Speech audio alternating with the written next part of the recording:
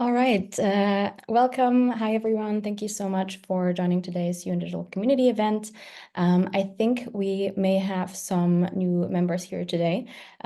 If you've expressed interest in the community via the UN 2.0 interest form, and this is the first event that you're attending, it's great to have you here. My name is Julia, and I support the UNDC, and I'm really glad to welcome you, and thank you also, of course, to anyone who's a returning participant. I will start with a quick overview of the community and then introduce our agenda today. And as I do that, feel free, as you see on the screen, to just introduce yourself, what your name is, which organization you're joining from, and what interests you about digital in particular. As most of you already know, this community supports the UN 2.0 vision, which is all about building expertise and culture that we need to better serve member states in the 21st century. For that, action plan with 14 key actions has just been approved. And we will put the link in the chat so you can learn more about that if you're curious about that. UN 2.0 is not just digital, it's a set of key priorities such as data, innovation, strategic foresight, behavioral science, and it's all embedded in forward-thinking culture.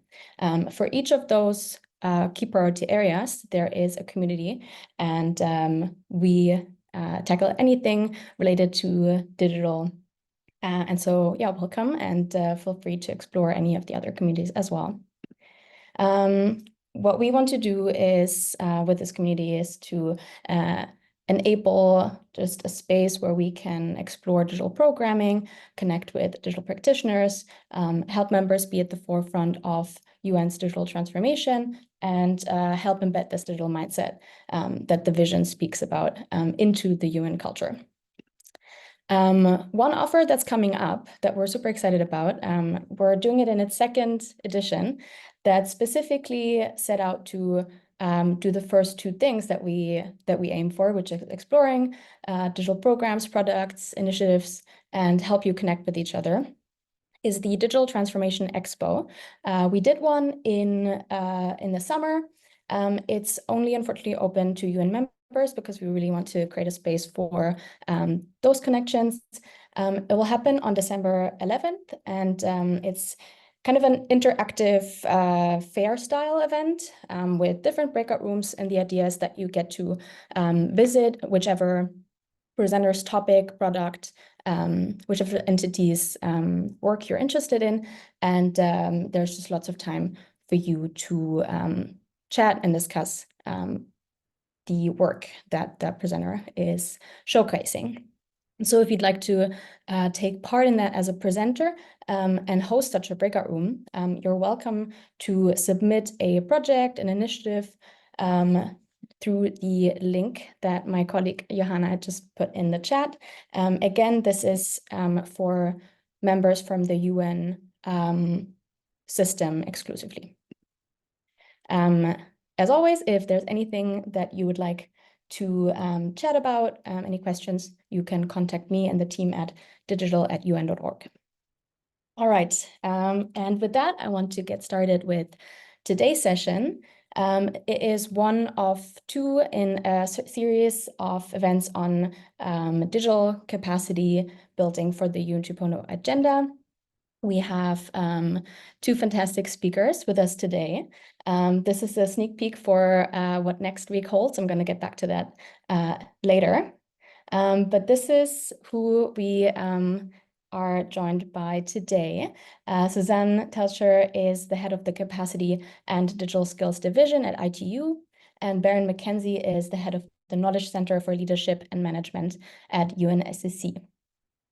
We will start with Susan, who will give us an overview of the key themes, kind of an overview of what are digital skills and what are the conversations that were most prominent at the 2024 Digital Skills Forum.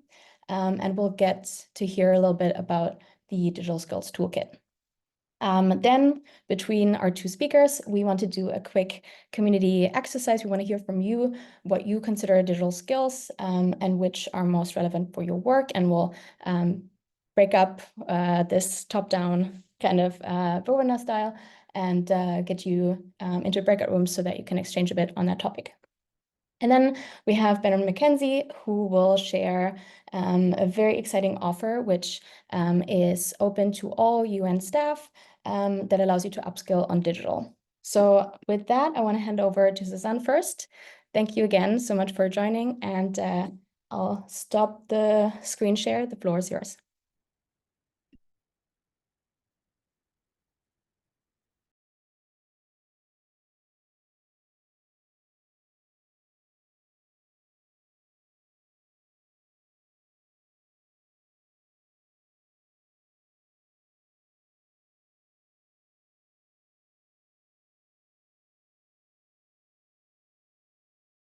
Okay, now it works. Thank you. I wasn't able to unmute myself. So thank you very much, Julia. Thank you to the UN digital community, actually, for having invited me to make a presentation here. I'm very excited to meet you all. Hello to everybody. Good morning, good afternoon, good evening, depending on where you are.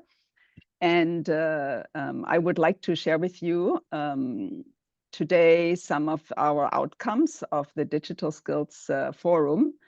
Let me share my screen. Hang on. Just 1 second.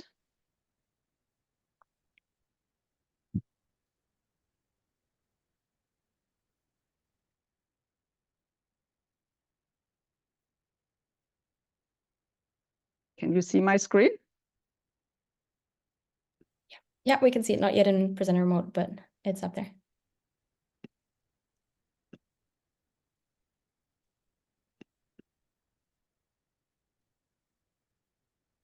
All right. Is it now in the right format? Not yet. Okay. Maybe it's loading on my side. No, it seems to just still be in the overview mode. Okay. Because I have it on the full screen.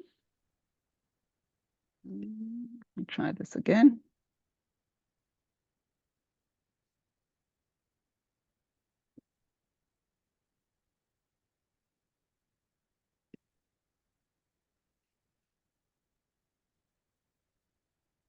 Can you see it now in full screen? Unfortunately not, it's still the same. Okay. Let's see.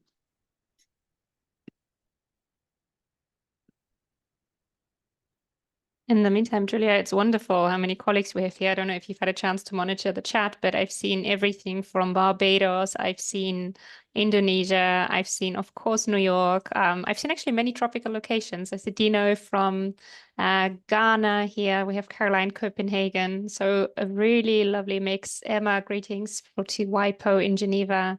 Really lovely mix of colleagues. Thanks to all of you for joining us. Yeah, thank you, Hannah. I am trying to go through and greet everyone with a wave reaction. It's also great to see that we have experts in digital from outside the UN system. That's, yeah, great to see that we're reaching all of you, and super excited that you are joining. And I think... Is it working now? Unfortunately not. It's not, Susan, but you know what? It's fine. Maybe if you just try and minimize the speaker notes to the bottom, then we can see this well enough, I think, to continue. Okay. Or even if you don't, I think it's actually fine.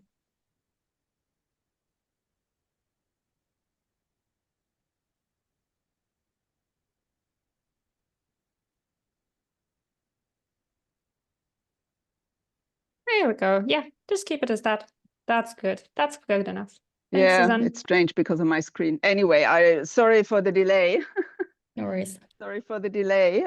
So anyway, we had a very exciting event in Bahrain from 17 to 19 September. And let me briefly go through some of the key outcomes. Can you see the second slide now? Yes. Okay. So basically, this meeting was held under the theme Developing Skills for Digital Transformation. And we had about 700 participants there, both in person and remote, from about 66 countries. And the focus of the meeting was really to look at how the digital skills gap can be closed, as it is an essential component of digital transformation.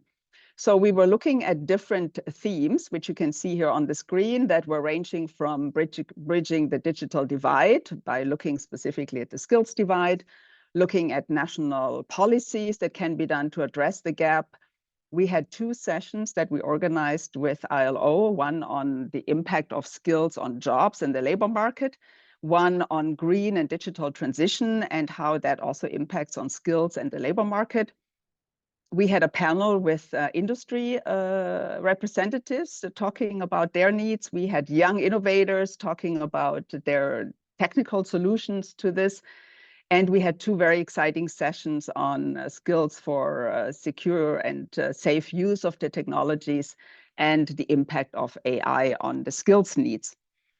So what I would like to do in the following is to give you a short overview of each of those topics and what were the main highlights, let's say.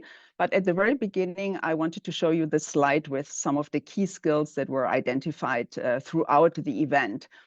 And you can see here that they really range from very technical AI skills to basic digital literacy, to non-technical skills, and also to skills linked to safety and security, which go from technical to other skills. So you will find those in some of the slides that are coming next. First, we sort of had a session at the beginning to set the stage of the forum. These were high-level people putting everything into context of what we are discussing. And here, clearly, the message was that digital skills are so important that it's no longer something that is nice to have, but really a necessity in today's world, the backbone of successful digital transformation, but also a driver for positive change, an SDG enabler. So the overall perception of we have to focus and invest in digital skills was very high. And this is something where different stakeholders need to work together, which also came across throughout the event. And there were a few numbers which I found really striking. I've put them also on the chart. The first one maybe is not so surprising to you. By 2030, about 90% of all jobs will require some level of digital skills. But still, you know, just putting it there is very striking. But the other one I found more interesting, even 65% of children who are entering education today will work in jobs that do currently not even exist. So just keeping this in mind when we talk about the importance of digital skills. Now, on the digital divide, so we still have, this is ITU data, 2.6 billion people who are still not using the internet, which is quite a significant share in light of what's going on. And we now know that the lack of digital skills is one of the main barriers to that. Of course, there is affordability, which is also very important, but connectivity is very widespread now, even in rural areas, but a lot of people are still not using the internet. So there's a huge usage gap, and digital skills is one of the main reasons for that. So this session looked a little bit at of how that gap could be connected. There were a lot of discussions about the need for programs to really go at the community level so we can make sure we can reach the underserved and vulnerable groups, which also means there has to be training of trainers and instructors at the community level so that they can go out and reach those communities and people at local level. This requires, again, working very closely with community leaders, focusing on community outreach and awareness raising strategies. which is very critical for this target audience. We had a number of speakers in that panel from the ITU Cisco-led Digital Transformation Center initiative, which is exactly focusing on this, building digital literacy in communities and rural areas. And that was thought to be a good example for that. Then we had a session around policies and strategies, which is very important if we want to make a change at country level. This is where the Digital Skills Toolkit was launched. And so I'm not going to spend much time on this slide because I'll come back to the toolkit at the end of this first set of slides on the forum itself. This is just for you to know that there was a lot of discussion also around what policymakers should be doing and how they can develop strategies for digital skills. Then this is one of the sessions we organized with ILO. We looked at how the labor markets are affected, which is also very huge, of course, by the digital transformation. So a lot of discussion about upskilling, reskilling, promotion of lifelong learning. Also the notion that some organizations are facing organizational resistance actually to change, which also is an important aspect to consider when we talk about reskilling and upskilling. And then important here that the skills demand goes beyond the digital and the technical skills. Interpersonal and soft skills are essential, and you can see that some of those are in the box on the right-hand side. And then one quote I put here, which I found really interesting, is that being unemployable is worse than being unemployed. So I think that's a very good takeaway about the need for skilling. Then we had two sessions on we had a session on the industry perspective, which is here on the left-hand side, where we brought together big companies, tech companies mostly, to talk about their needs for skills gaps. And they find themselves as a very important stakeholder in this because they know exactly what are the gaps, what do they need in terms of skilled labor force. They also think they can guide the policymakers and give them advice on the programs they should put in place. And they also actually do a lot themselves in terms of reskilling and upskilling their workforces. So that's another important aspect. But they also talked about the dual role of AI. I'll come back to AI in a minute. But here they also emphasized this importance where AI, on the one hand, is expected to automate up to 40% of tasks, but also the other side of it, that it creates a lot of new jobs. But again, this requires key digital skills related to AI. Then on the right-hand side, we had a number of young people there. They showcased their examples of how technology-assisted solutions can foster learning. Below, you can find some of the examples in those images. I'll invite you to go to our website to find out what they presented. It was really, really exciting and moving. They talked a lot about community level, about people-centered approaches when working on these technology-assisted solutions. Then we had a session around online safety, skills for safe and secure use of the digital technologies, and especially online information, which is, of course, very important today, especially when a lot of citizens, including children, young people, they need to be able to critically analyze the information online, identify disinformation, fake news, hate speech. So there's a lot of issues here where also building knowledge and skills to do that safely was discussed. And you can see here also in the box some of those key skills that were raised, especially media and information literacy. We had UNESCO in this session. They are very strong and working on this issue. And then cybersecurity was the other one, which is also quite striking. There is a huge need for cybersecurity professionals, as you can see here on the slide. 5 million professionals are currently lacking on the labor market. So a lot of things around the need for these kind of skills were emphasized as well here. Then this is the other session we co-organized with ILO. They do a lot on green and digital, showcasing how the two are actually interlinked and mutually reinforcing, because on the one hand, you have digital technologies that offer innovative solutions for green and environmental related activities and managing resources.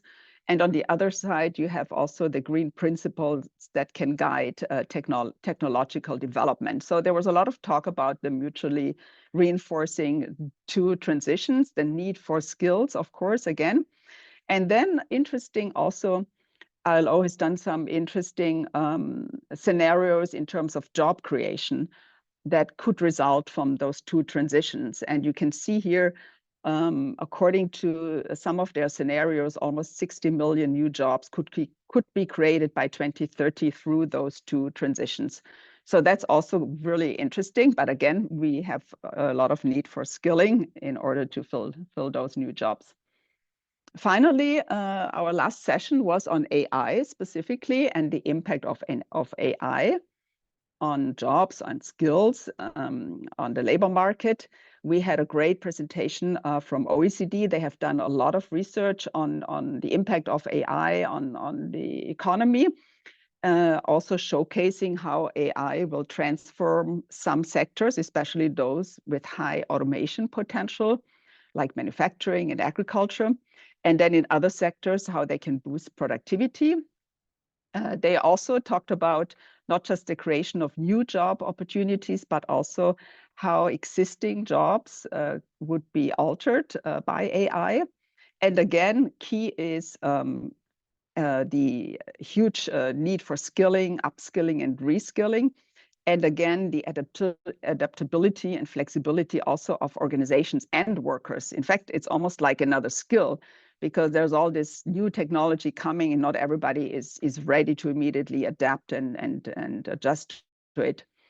And there in this session, but also in others, there was also the emphasis on women, how they would be requiring more attention and more targeted support, because they're often in jobs perhaps where the potential for the AI opportunities is not as high as in others. And then another key takeaway from this session was about trust, because there's a huge mistrust in what's coming from AI and what is the role of governments in building this trust by embracing AI, by creating frameworks, etc. Perhaps two things on the right-hand side from this session as well. Again, how AI is expected to be used by 93% of organizations by 2028. This is like in the very near future, yet 75% of organizations struggle to find the necessary skills to adopt to AI technology. So again, the need for those skills. So this is basically a snapshot on the forum. Everything is on our website. In fact, all the sessions there are videos from all of the sessions. If you are interested in one of the topics, I'll invite you to look at them. And let me now just quickly also talk about this toolkit. So the toolkit was launched at the forum. This is basically a practical tool for policymakers who want to develop their digital skills strategy and create a framework. So it's actually a very practical handbook type of document. It has clear steps outlined. It has worksheets inside that can be used by the policymakers, but also other stakeholders at the country level. And it's designed for countries that already have some programs and strategies or are just developing them, because even if you have one, you need to rework and update it on a regular basis. And we have a previous version of it, 2018. So this is the new one. So in case you are looking it up on the internet, make sure you are looking at the 2024 version, and which has been updated quite significantly and is also even more hands-on than the previous version. Just for the content, we have three main parts. The first is a bit more theoretical, the concept, what are digital skills, what are current frameworks that can be used to kind of categorize it, to capture it, what is some of the rationale behind why we need skills strategies. And then the core is part two. How do you develop your own roadmap, let's say digital skills strategy or roadmap? And I'll have one slide to showcase that to you. That's really the main part of the document. And then we have another part with lots of examples from what countries have already done in different regions in the world. So this is my last slide. So that's basically the roadmap step by step, which is explained in depth then in the document. You can look it up. I'm not going to go into each of those because I know I lost some time at the beginning, so I have to make up for it now. But maybe one point I wanted to emphasize in the first stage, in the getting ready stage, is the conducting of a needs assessment, because we are quite strong in recommending to countries who, before they put in place policies for digital skills, they need to first do that needs assessment. They need to find out what in their country is the supply and demand for digital skills, and then they can identify the gap and can start planning and designing their program. So you need to do some data collection, some measurements, some assessments at the national level, which is quite important. So I wanted to emphasize that. And then on the second one, when you create the plan, we have divided the programs into digital skills for life and digital skills for work. So the life one is really focusing on providing the general population with the skills needs, basically to manage their lives and succeed. And the other one is really focusing more on the working population. And all the many of the slides that I showed before were relating to this, and how the upskilling and reskilling of the labor force is important in order to meet the demands of the industry and the labor market. And so I think with this, I will close here and invite you to go to the website. Both of these are available. All of this is on the website, and we are also currently translating it into the 6 UN languages. So thank you very much. Thank you so much, Susanne. We got some questions in the chat for you, and we're going to do a quick round of Q&A just for the ones addressed to you so far. One of the questions that I saw first that is not yet in the Q&A tool, but that I thought might be interesting, is Matteo asking which framework do you use for defining different types and levels of digital skills, and whether there are any references for specifically for agriculture. I think the last part could be maybe something to ask just generally back to the community. Maybe there's people in here that have some experience or tools on that. But so that one would be on a framework for digital skills level. I think there might be a similar one in the Q&A tool. Let me check. Otherwise, yeah, let's maybe start with that one. Yes, definitely. So yeah, I know this was a bit rushing through and not enough time to go into each, but obviously there's so much out there to discuss.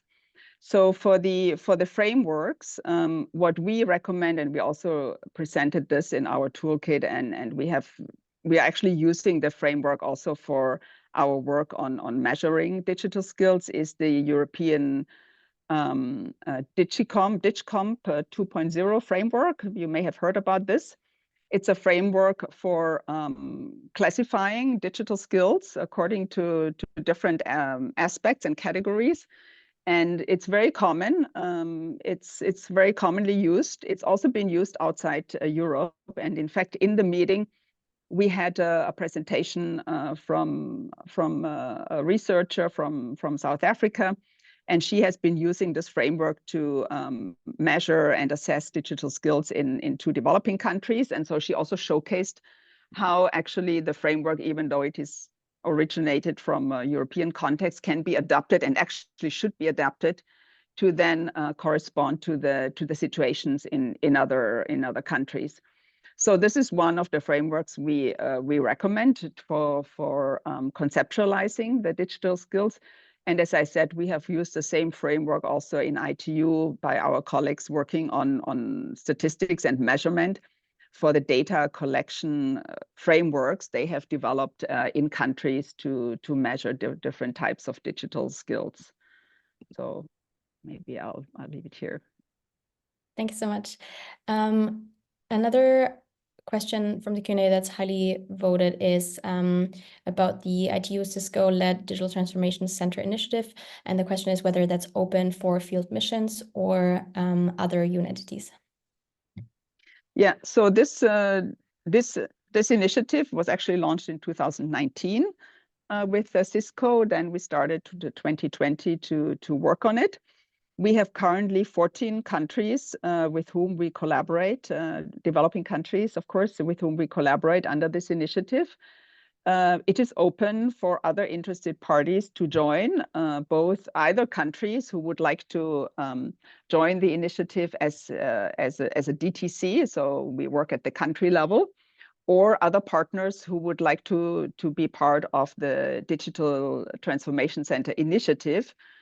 We work with other partners as well who would like to join and contribute to this initiative. So please feel free to get in touch, and then I'm happy to provide you with more information on that. We also have information, of course, on the website on the DTC initiative. Great, thank you. One question that speaks, I think, generally to one of the missions that the ITU has, which is bridging the digital divide. Aswini asks, how do you plan to reach out to marginalized communities that are off the grid and internet? Yeah, so this is, okay, so there's different, now I'm speaking on behalf of the digital of my team, let's say. I mean, there's a lot of things to say in terms of reaching out to the communities. But, and we work, of course, a lot on connectivity. We have many projects that work around connectivity, including school connectivity and other projects and programs in ITU, focusing on youth and on gender and so on and so forth. But maybe I would still like to stress the importance of the digital skill literacy aspect, because as I mentioned briefly in my presentation, this is one of the barriers now for people to get online. So we have the usage gap is very high. We have like 98% of the world population has access to mobile broadband now, but then we have only 67% of the population using the internet. So there is a big gap, but we call it the usage gap. So we have to identify what are some of the reasons. And I mentioned affordability. That's another topic in terms of the data, in terms of the devices, etc. But what we are trying to do through this, through the work on reaching the unconnected through digital literacy programs, this is one contribution where we are trying to make a difference. There are many other players out there who also do that. It is very difficult to reach those communities. That's our experience. That's why the emphasis on community, because people cannot just get trained online. They don't even have a computer at home, let alone maybe a smartphone. They don't have internet. Reaching to those communities like who are currently still not online is very hard. You need to go and into the communities, and you have to work with the local counterparts. So that is something where we are trying to make some impact, even small, but at least that's one contribution that we are trying to do. Thank you very much. We do have many more questions in the Q&A that I wish we could address, but I fear that we have to move on. Maybe there's some that we can answer live still within the Q&A box. Otherwise, thank you so much, Susan, for this presentation. Clearly, thank you very much, and I'm happy to answer any questions also by email. If there's anybody who would like to contact me, I'm happy to do that. Thank you very much. Thank you for the opportunity. Sorry for the hiccup at the beginning. No worries. Thank you so much.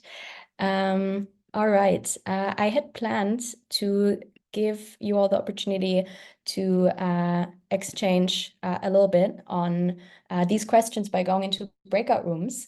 I thought it would be nice to exchange on which digital skills are most relevant to your work, and whether you've learned any skills recently or what you'd like to learn next. Instead, we'll skip right to the sharing back. So without you having discussed that before, if you could join us on WooClap, we will see kind of what everyone is contributing together, and you'll see the questions that I just shared on the screen. So I'll give you a moment to use the link in the chat to join us on WooClap, or use the participation, the code on the slide.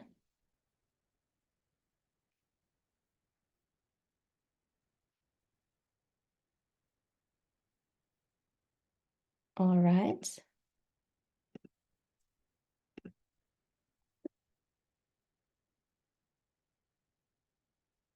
I see some answers already coming in. All right, let's look at this. So the question is, which digital skill would you like to learn next? And I see almost like a word storm resulting in a word cloud. What I see stand out immediately is AI tools. Actually, let me maybe, I think we're gonna get like a nice, there you go. Actually, that's less fun. Let's go back to this. So I see AI tools stand out, data analytics, data visualization. I see cybersecurity pop up, Power BI as one really handy data visualization tool comes through. I see privacy and many more AI themed skills. Airtable is actually a really, really useful digital tool that we in this community make use of a lot. Great, thank you. I'm very excited to take a screen grab of this and then share it in the event recap, because it helps us a lot understanding just what it is that you understand as relevant skills for your work and what you perceive as most important in digital when it comes to your learning journeys. And so, yeah, AI tools still remains as one of the biggest ones. I also saw that in the chat, so that's some really interesting feedback that we can work with. Even though I still see answers coming in, for the sake of time, let's switch to the next one,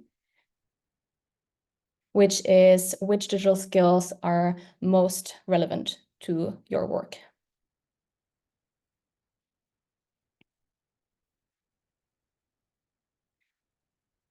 Excel coming in like that was a nice sight, because yes, same. Data analytics popping up. I do really enjoy this visualization as well. People working a lot with data. Adobe. I wish I had the skills for that. I'm personally on Canva, which requires a much lower skill set, which is nice because it makes it more accessible. Data storytelling, data quality, collaborative tools. Those stand out as well.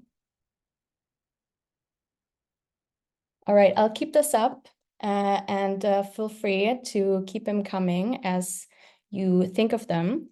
But we do have another speaker that I would like to get to. And so it will stay open, but for now, I want to hand it over to Berin to tell us all about this exciting new offer that UNSSC is offering.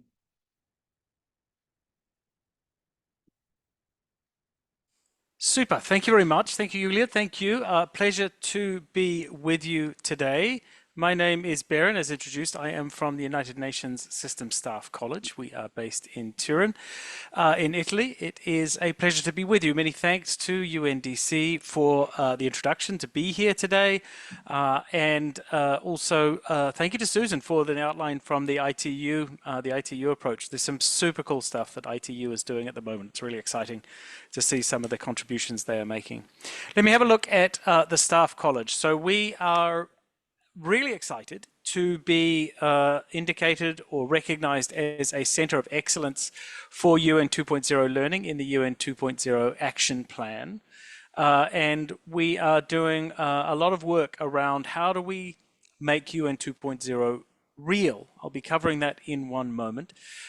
I want to just acknowledge there was a question in the chat here about AI and some AI courses. The Staff College is in the process of designing some training on an introduction to generative AI applications for UN staff, a program on leveraging AI for effective communication in the United Nations, as well as leveraging AI tools for e-learning design, for example. We'll be launching those in 2025, so we encourage you to check in on our website through the year to see when those are made available.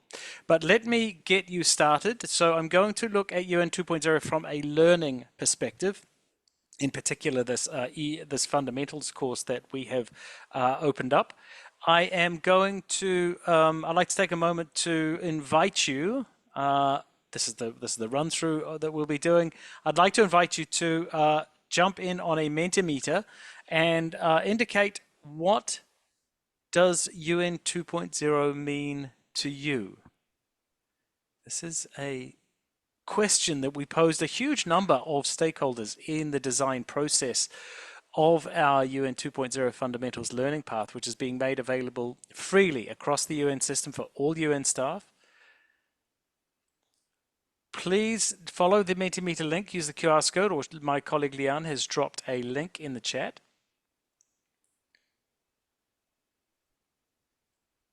And let's have a look at some of those results, Lian, if we're able to. Because it's important for us when we start thinking about learning, when we start thinking about designing learning, that we understand what can this mean? What is the vision of this by not just the UN 2.0 policy brief, not just our common future, our common agenda at least, but what is it that people in the field, in agencies, in HQ, in teams, units, organizations across the system are seeing for UN 2.0, and how are they seeking to make it real? We seem to be having digital issues in this digital session, so I'll just plow on.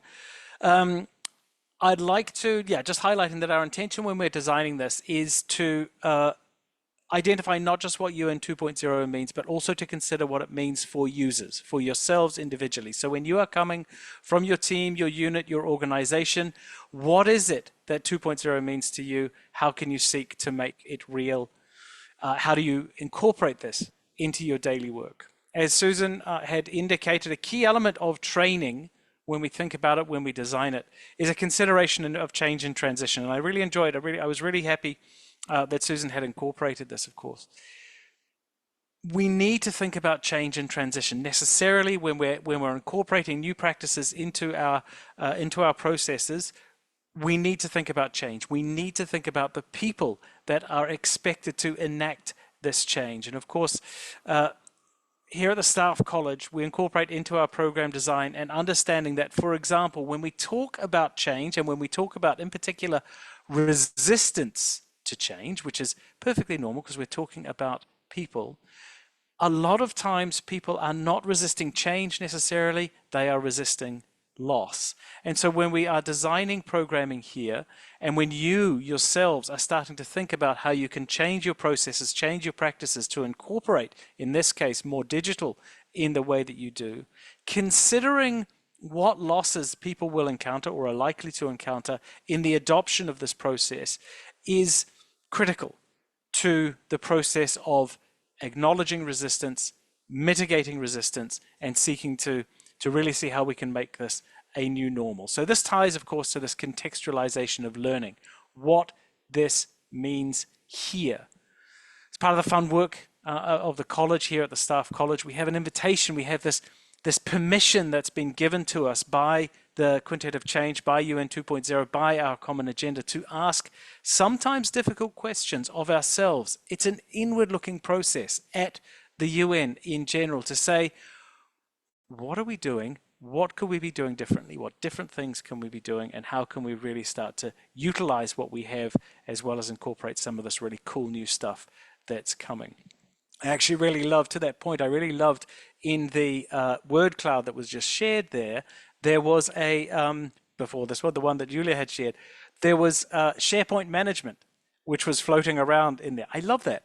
That's really examining something that we've perhaps had for a long time. How can we use this better when we talk about digital? Yes, AI is important. Yes, all of this digital stuff that's coming and is on the horizon, super critical for us. But so is revisiting what we have. So is re-examining what we have and how we utilize that.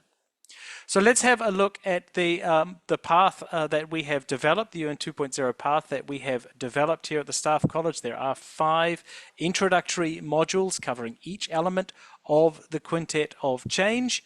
As you can see here, we have strategic foresight, behavioral science, data, digital, and an introduction to innovation. They are self-paced courses. They are certified, so when you complete the 5 program modules, you will get a UNSSC certificate for this. They have been specifically designed for UN staff within the UN context. We ourselves at the UN System Staff College are a UN agency.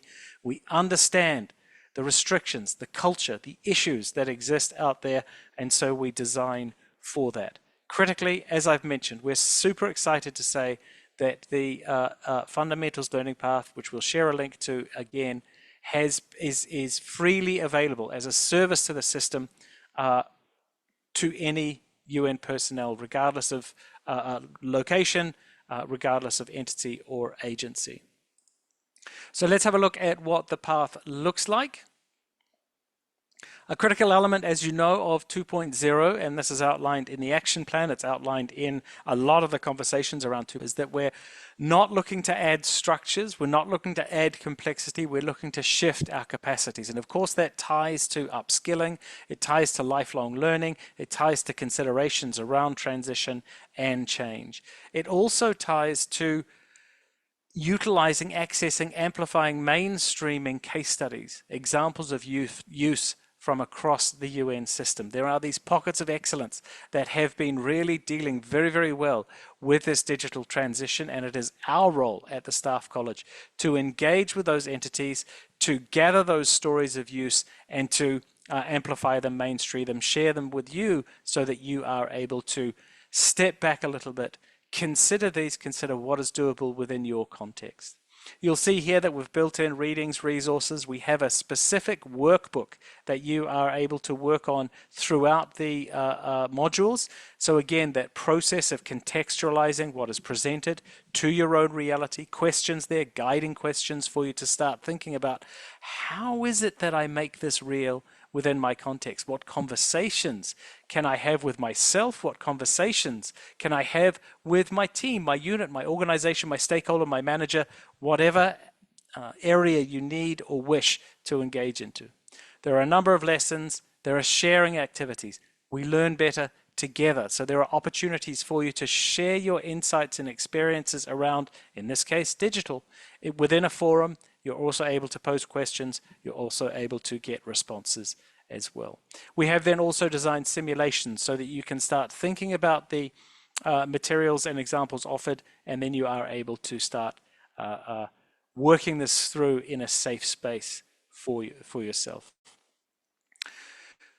One more QR code. UN 2.0 highlights its vision for becoming a digitally fluent UN system. Let's think of digital fluency like learning a new language. If you follow that link, the question posed there is, how much of the English language do you need to know to be fluent? A general question. The responses available to you are 30%, 50%, 70%, 90%. So we invite you to follow the QR code or the link in the chat and provide some answers there, perhaps 10 or 15 more seconds.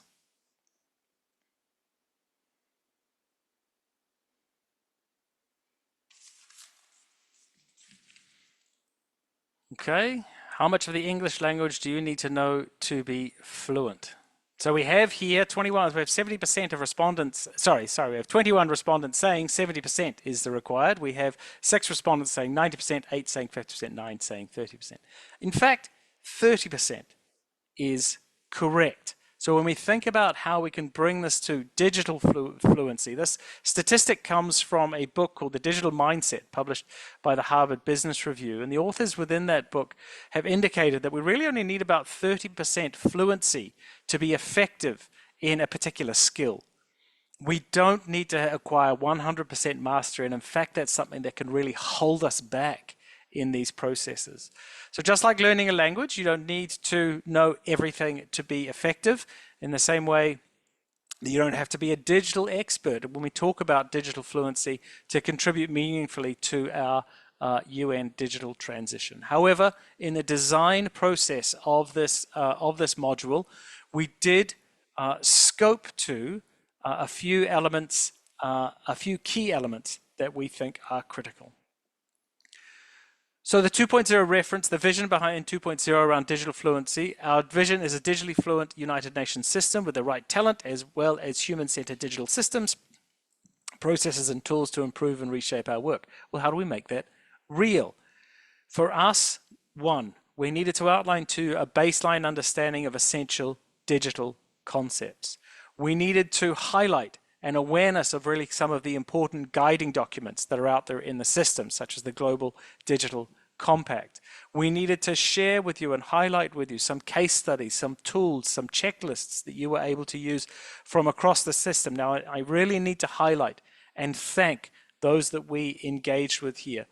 We worked with EOSG, we worked with UNICEF, we worked with UNHCR, and I really need to highlight the digital community as well. The digital group here, so open, so engaged, so willing to share. It was kind of a special process, a special time for us here at the college to be working to bring together some examples of this excellence that's happening in the system and to amplify it and mainstream it. We worked very, very heavily also with UNDP and in fact have aligned a lot of the learning to UNDP's digital standards, which help us to provide a step-by-step approach to consider how is it that you can utilize these standards to then scope to your own digital interventions, to that level of doability that you have depending on your role, depending on the culture of your team, unit, organization, depending on the safety in which you exist. So how is it that you can get started? We encourage you to click on the link that my colleague Lian has dropped into the chat there and register for the UNSSC learning path. Again, freely available as a service to the system from to anyone working in the UN, and we wish you the very best with it. We had a wonderful experience putting this together. Again, the openness from the digital community and those entities and agencies that we engaged with was super cool. This is a big topic. And so working to scope as to what is real, what is feasible, was a great process. I'll stop there. Julia, thank you for the opportunity.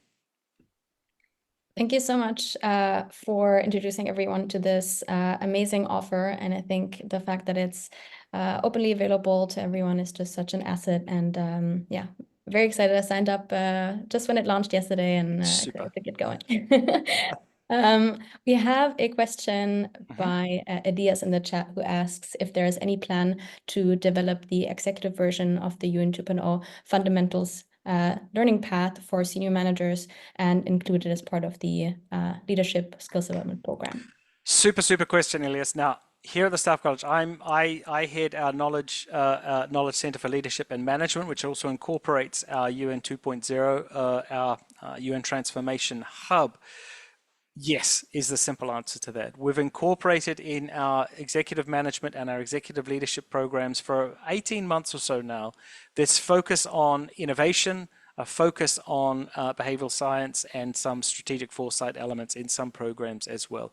So we are sensitizing some of these senior managers, decision makers to some of the realities of UN 2.0, and we will be incorporating also the elements, further elements from this into the executive learning packages that we develop. I also like to highlight that we are in the process of developing for launch in 2025 what we're terming a UN 2.0 bootcamp, which will be a regional face-to-face offering that we will be taking around. There will be online learning. This online learning will be the precursor to that. And then there will be a 5-day face-to-face session whereby participants can come with their own challenges that they are experiencing and day by day go through each element of the quintet of change with change and transition experts, with innovation coaches and experts, with experts in each of these areas to scope and to design projects. We'll be launching information around that in Q1, Q2 2025. Thank you so much. I think that's a very nice sneak peek. We know that community members are also always hoping to connect in person and connect regionally. So this is going to be an offer I'm sure that a lot of you all are interested in as well. So yeah, we'll share gladly once there's more to announce. Thank you so much, Berin and Lian, for joining us today and for sharing this. Thank you everyone for your many questions. Again, apologies, we didn't get to all of them. We have 2 minutes left on the clock, so I'm just gonna share a little outlook on the second session that we're hosting in this series, which is gonna be a more dedicated one because we have now talked all about why digital skills are important. And in our next session, are you seeing the right screen? We are seeing your think so, Julia. Yeah, it didn't look right. I think you saw my screen saver, my nice background. All right, let's try this. So what you should be seeing is, okay, I see a thumbs up.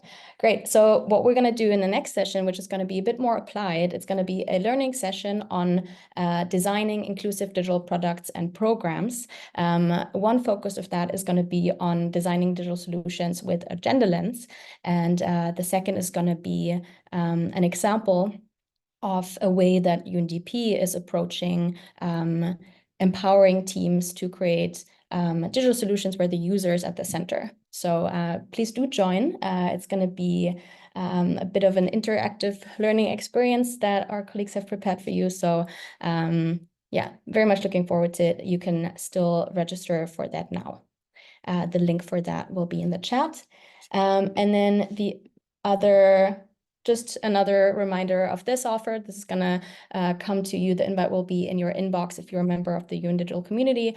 And this is just to remind you that you're welcome as a UN colleague to submit a project through the project form that we will share once again in the chat so that you have it all there. It will also be in the recap of this event. So you have all of it, all the resources to check again.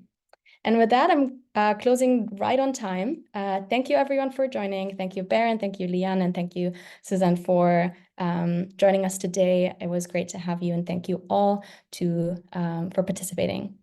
See you soon. Bye.